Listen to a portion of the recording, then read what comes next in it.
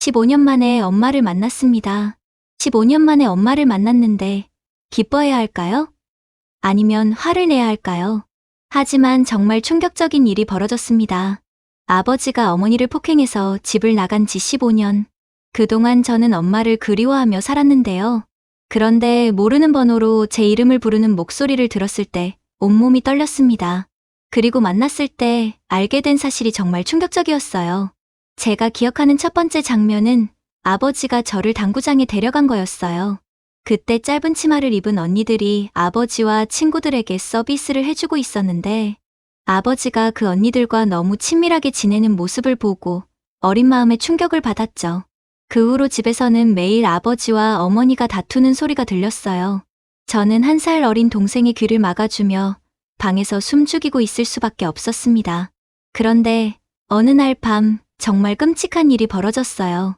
큰 소리에 깨서 거실로 나가보니 어머니가 입에서 피를 흘리며 쓰러져 있었고 작은 삼촌이 아버지를 말리고 있었습니다. 아버지가 어머니를 심하게 폭행했던 거죠. 제 기억 속의 어머니는 항상 몸에 상처와 멍이 있었어요. 그날 이후 어머니는 집을 나가셨습니다. 초등학교에 들어갔을 때 어머니가 몰래 찾아오셨어요. 햄버거를 사주시면서 제 손을 꼭 잡으셨어요. 미안하다. 꼭 다시 데리러 올 테니까 아빠 말 잘 듣고 있어. 알겠지? 저는 가지 말라고, 나도 데려가라고 바짓가랑이를 붙들고 엉엉 울었습니다. 어머니는 저보다 더 많이 우셨어요. 그런데 이게 비밀로 해야 한다는 거예요. 들키면 또 만날 수 없다고 하셨거든요. 정말 가슴이 찢어질 것 같았지만 어머니가 아버지한테 또 맞을까봐 그게 더 무서웠어요. 하지만 결국 할머니한테 들켜서 뺨을 수차례 맞고 어머니도 위험에 처할 뻔했습니다.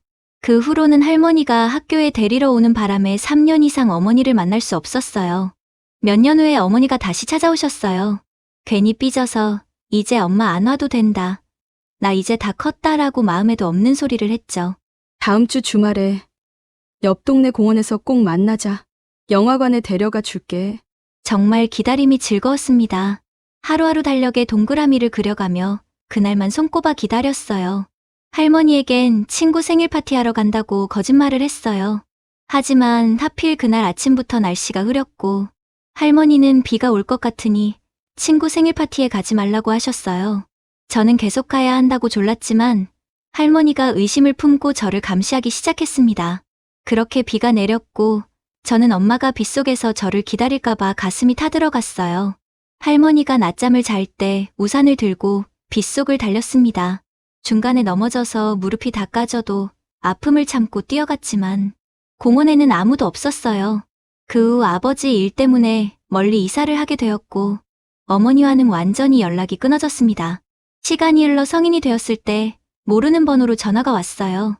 처음엔 아무 소리도 안 들려서 장난 전화인 줄 알았는데 계속 전화가 와서 카톡을 확인해 보니 프로필 사진에 유치원생 남자아이가 있더라고요. 그런데 어느 날 그 번호로 또 전화가 왔는데 전화를 받자마자 제 이름을 부르는 목소리가 들렸어요. 바로 알 수 있었습니다. 평생을 그리워했던 그 사람이라는 거요. 회사에서 받은 전화였는데 너무 떨려서 서둘러 끊어버렸어요. 그날 반차를 내고 집에 가서 그 번호로 전화를 걸었습니다. 제 이름을 부르는 엄마 목소리에 한참을 울었어요. 어머니를 만나러 가면서 동생과 이야기했어요. 프로필 사진 속 아이가 엄마의 아이인 것 같다고 했죠. 카페에서 만났을 때 어머니는 정말 많이 늙어 보이셨지만 그 간극이 순식간에 사라지는 것 같았어요. 엄마한테 물어봤더니 그 프로필 사진 속 아이가 정말 어머니가 낳은 아이였던 거예요. 어느 정도 예상은 했지만 그래도 정말 충격이었습니다. 어머니는 집을 나간 후 작은 식당에서 일하며 살았는데 그때 손님으로 오던 분과 만나게 되었다고 하셨어요.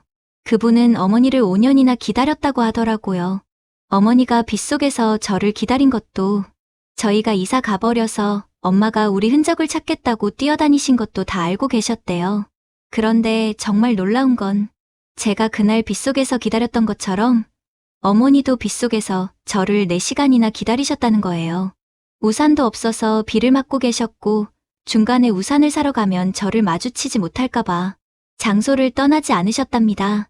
비가 와서 제가 못 나오는 걸 알면서도 추운 줄도 모르고 저를 기다리셨다고 하셨어요. 그 말을 들었을 때 정말 기쁜 마음이 더 컸던 것 같아요. 그리고 어머니가 계속 미안하다고 하셨어요. 너희를 두고 가놓고 아이 낳고 살았으니 얼마나 원망스럽겠어. 엄마 미워해도 돼. 하지만 동생이 그 아이 이름을 묻고는 이름이 예쁘다. 분명 이름처럼 예쁜 아이로 클 거다. 우리는 이제 괜찮다고 하며 제 손을 잡아주었어요. 동생이지만 이때만큼은 저보다 어른 같았어요. 그래서 저도 엄마가 행복하면 우리도 행복해라고 했습니다. 엄마 남편분도 오셨는데 저희 대화가 방해되지 않도록 밖에서 기다리고 계셨어요. 그 후 그분이 호텔을 잡아줬고 셋이서 하룻밤을 같이 잤어요. 비용은 걱정하지 말라고 하시고 호텔에서 먹고 싶은 거, 놀고 싶은 거 마음껏 하라고 하셨어요.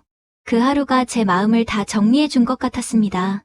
알게 모르게 쌓여 있었던 앙금이 모두 사르르 녹는 느낌이었어요. 그리고 오늘 어머니에게서 연락이 왔어요.